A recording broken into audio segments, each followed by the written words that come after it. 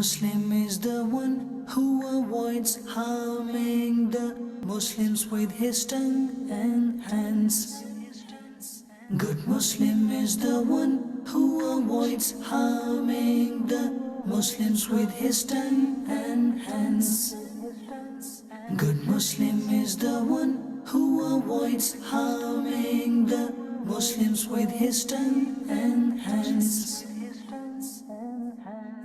Alhamdulillahi Rabbil Alameen, wassalatu wassalamu ala Sayyidil Mursaleen, amma ba'd, fa'a'udhu billahi minash shaytanir rajeem, bismillahir rahmanir rahim, as-salatu wassalamu alayka ya Rasulallah, wa ala alika wa ashabika ya Habiballah, as-salatu wassalamu alayka ya Nabiyallah, wa ala alika wa ashabika ya Nurallah.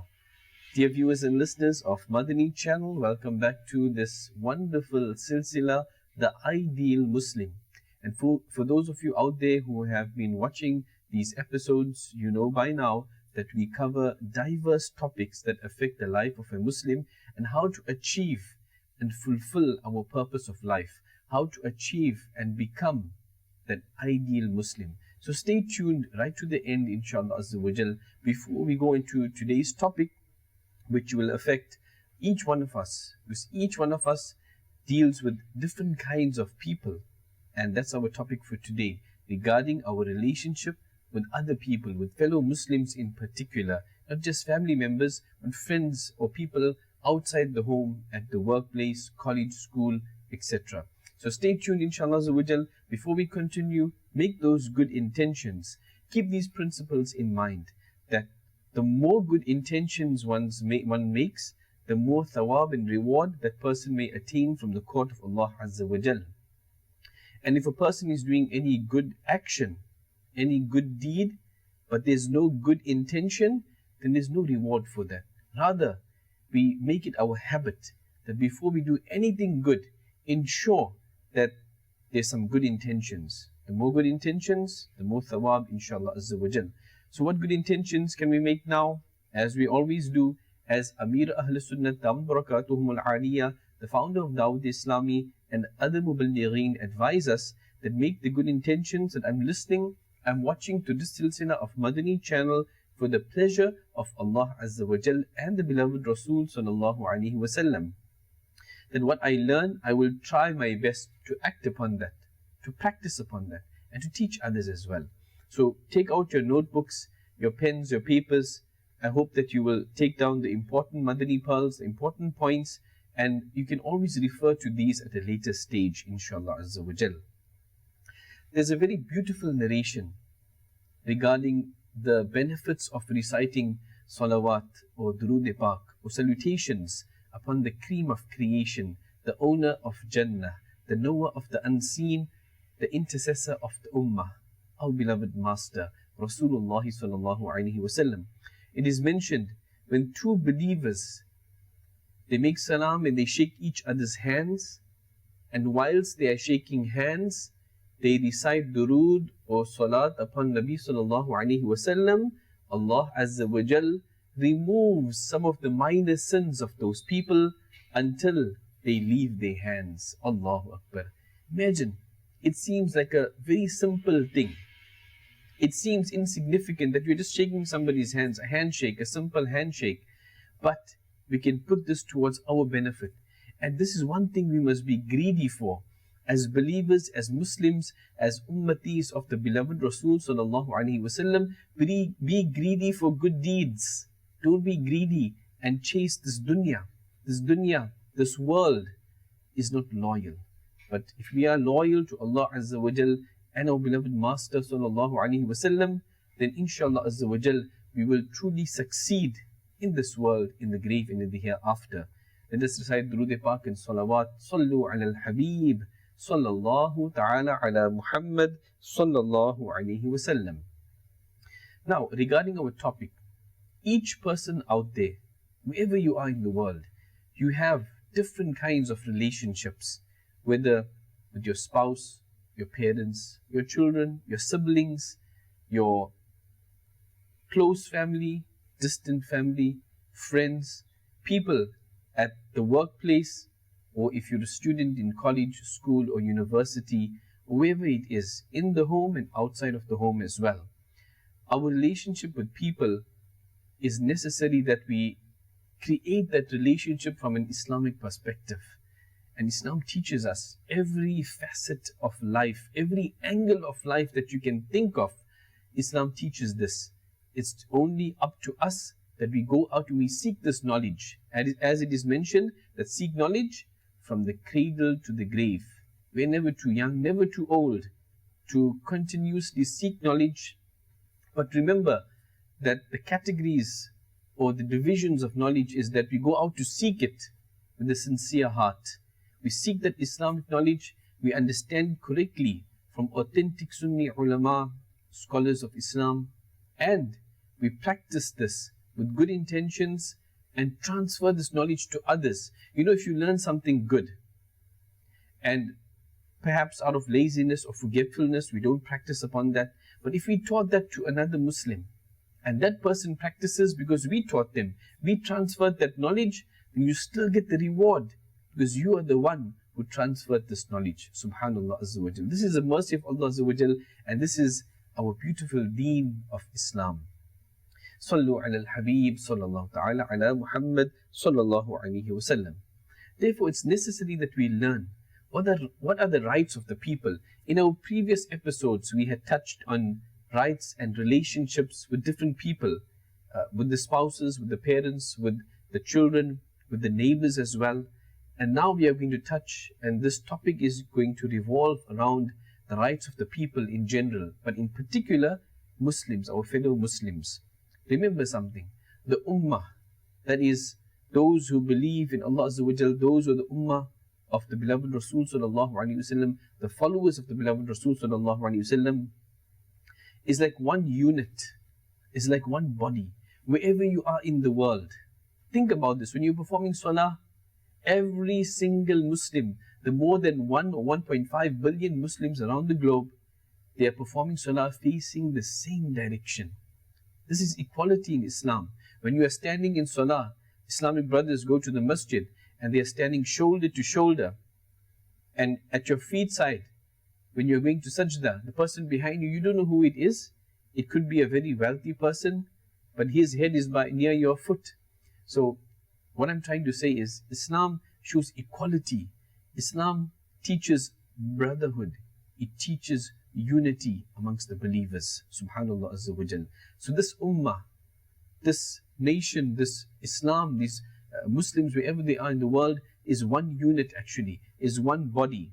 And like a body, let's say you get pinched over here, or you get poked over here, or a part of your body starts to feel some kind of pain, then it is as if the whole body is experiencing this pain.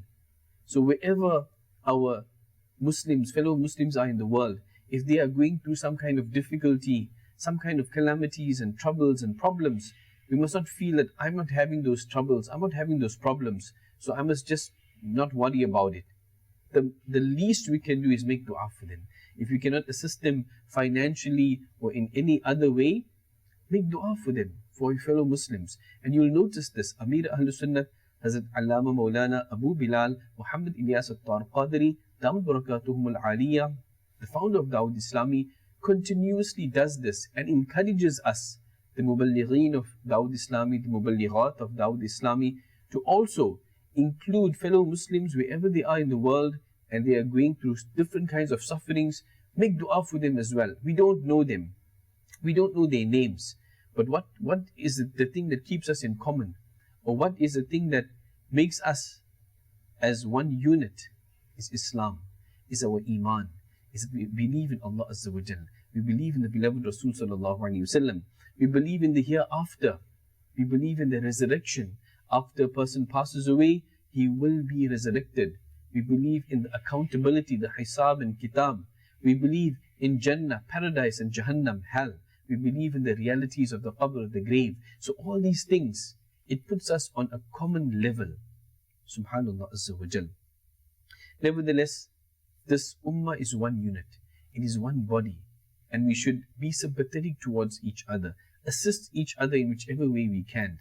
If we cannot assist the Muslims in whichever way across the globe from us, at least the Muslims in our locality, our vicinity, those in our home, those in our neighborhood, our society, try to at least assist them in whichever way you are capable of doing this.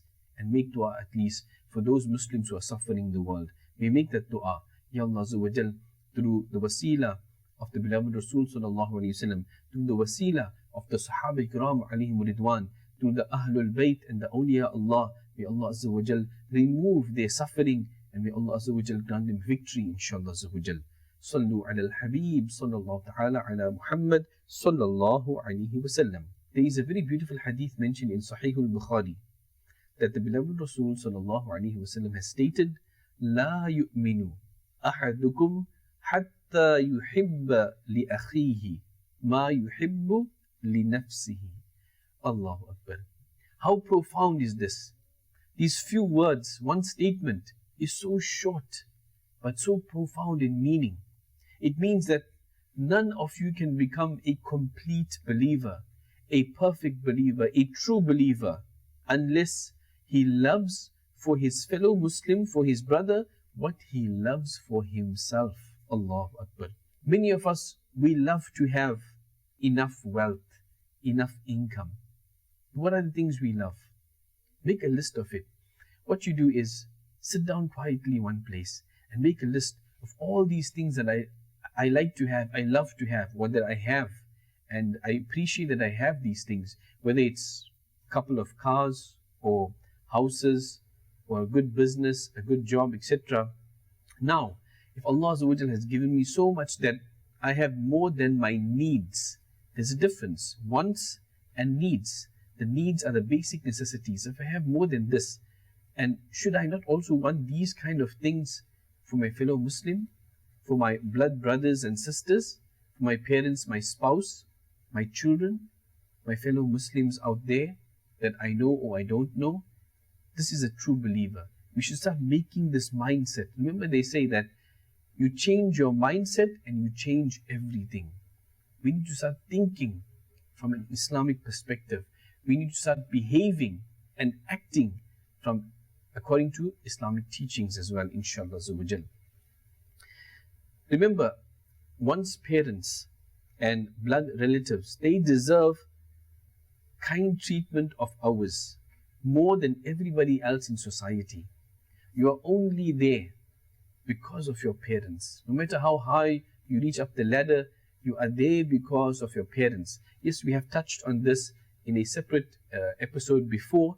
I do hope that if you want to view that, visit dawoodislami.net. You can download that as well and view that episode on the relationship with parents as well.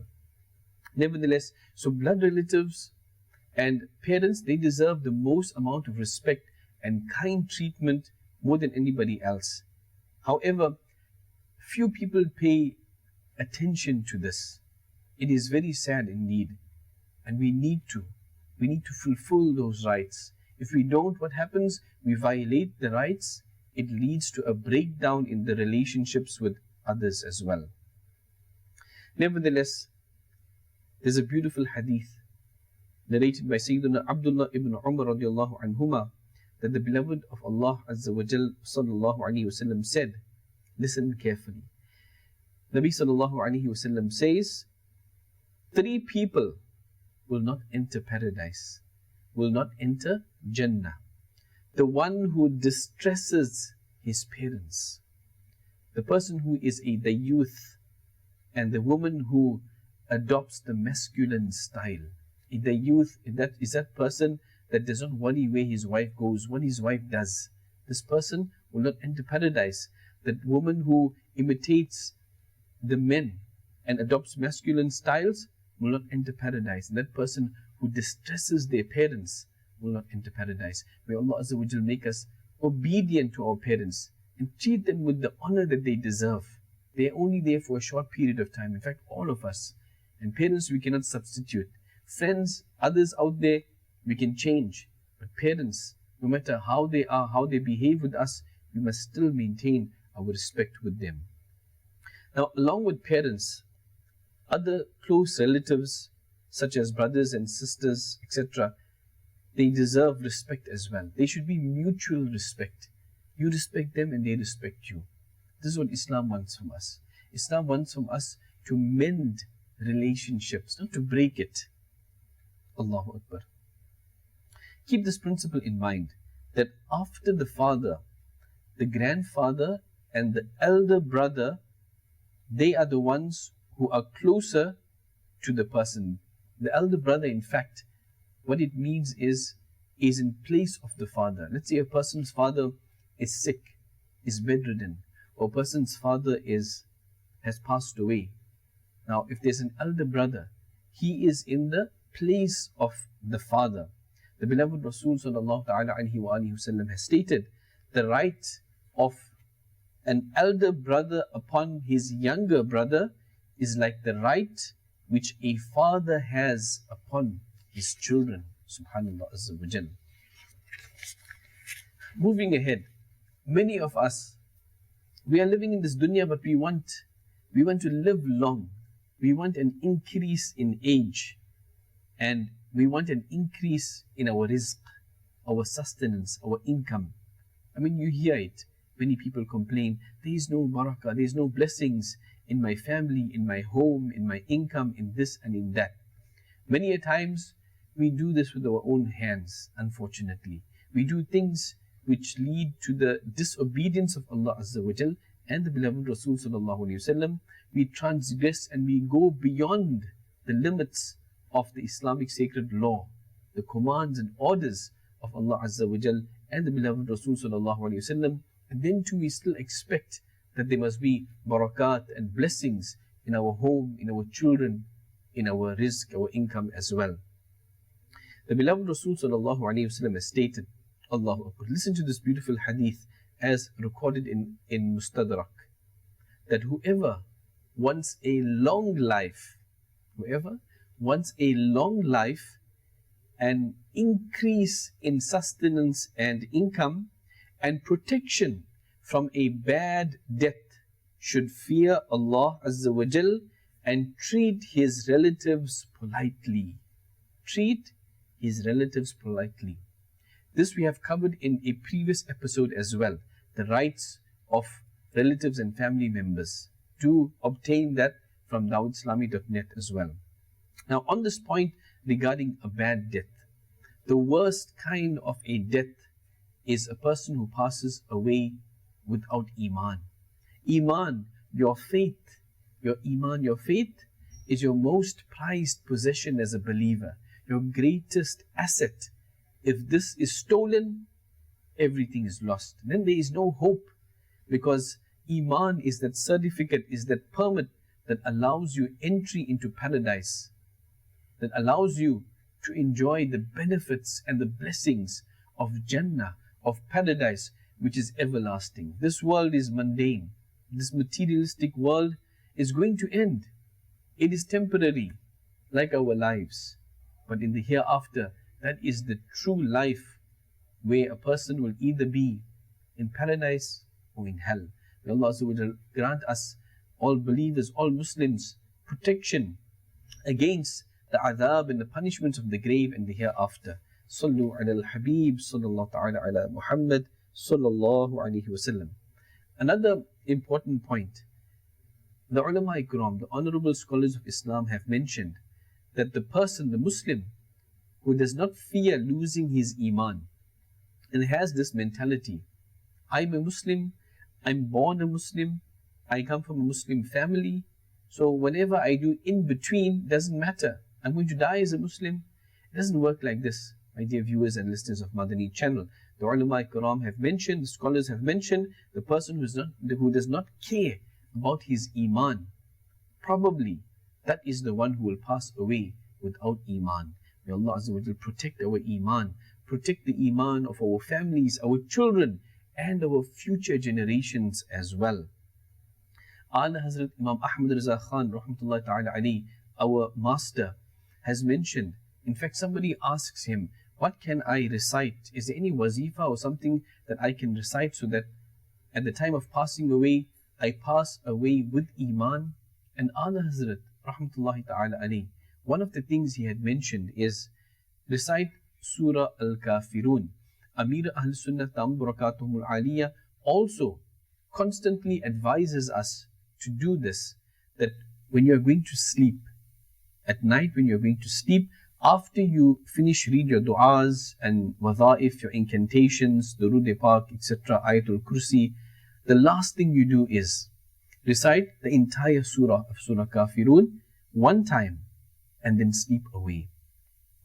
If you have to talk to somebody or somebody phones you or whatever it is, then again recite Surah Kafirun and sleep away. This must be the last thing you do. Inshallah Azza wa Jal, the person who is habitual of this will pass away with Iman. Inshallah Azza wa Jal.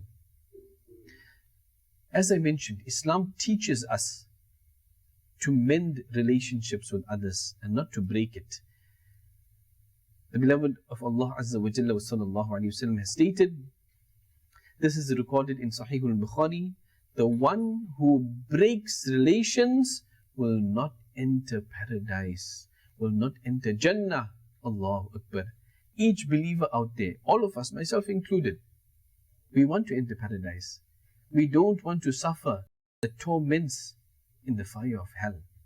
But that person who breaks relations will not enter paradise. May Allah grant us entry into paradise without hisab, without accountability, inshallah Azza wa Jal. Moving to another aspect. In Islam, a young boy or girl whose father has passed away is known or is called as an orphan.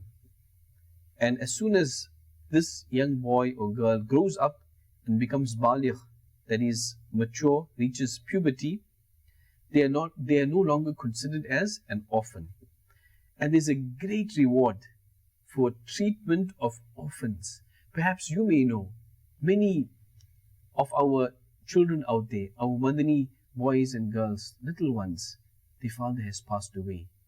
They are regarded as orphans. What are the rewards for treating them in a kind manner? Be sympathetic towards them and make dua for them, and Allah grants them patience and the ajr, the reward for their patience as well. The mercy to the universe, the beloved of Allah, our beloved Master Rasulullah sallallahu alaihi wasallam has stated, the one who strokes the head of an orphan for the pleasure of Allah Azza wa Jal will get the reward for every hair that he has stroked, that his hand has stroked on the head of this orphan. And the one treating any orphan boy or girl generously, Nabi sallallahu alaihi wasallam says, I and him and that person will be together in Jannah, in paradise, like these two fingers. And the Prophet sallallahu alaihi wasallam put his two fingers together. Allahu Akbar. Look at that. We, the lovers of Rasulullah sallallahu alaihi wasallam, this is our desire. In fact, this was the desire of Sahaba Ikram alayhim ridwan, the honorable companions of the Prophet sallallahu alaihi wasallam. They did not just want Jannah. They wanted Jannah, but to be in the company, in the closeness of Rasulullah sallallahu alaihi wasallam. Subhanallah Azza wa Jal. And here is one way that you and I can achieve this, to be close to the Prophet sallallahu alaihi wasallam in the hereafter, in Jannatul Firdaus, inshallah Azza wa Jal. That if we are generous towards the orphans, just by stroking their head, showing sympathy and concern for them, that person and the Prophet sallallahu alaihi wasallam will be close like this in Jannah, inshallah Azza wa Jal. Furthermore, when it comes to spouses, many a times there are domestic disputes, there are issues, there are problems, there are quarrels and arguments in the home. And many a times it can either be the husband's fault or the wife's fault. Nevertheless, we should treat as the men of the home, as the husband or the father of the home. That treatment, that kind treatment of the wife is also necessary. But here, we should fulfill each other's rights. We have covered already this topic of relationship with spouses in a previous episode. It is mentioned by the Prophet ﷺ, amongst the true believers is the one who possesses an excellent, a good character and is the most gentle with his wife. Subhanallah Azza wa Jal. Regarding neighbors, here as well, we have completed an entire episode previously on the rights of neighbors, our relationship, how that ideal Muslim should behave with their neighbors. Each person, it is necessary upon them to treat their neighbors in a kind manner, with good treatment, because this is necessary by the Sharia, the Islamic sacred law. Once a person arrives in the blessed court of Rasulullah sallallahu alaihi wasallam and asks, Ya Rasulullah sallallahu alaihi wasallam, how will I know? Listen to the question.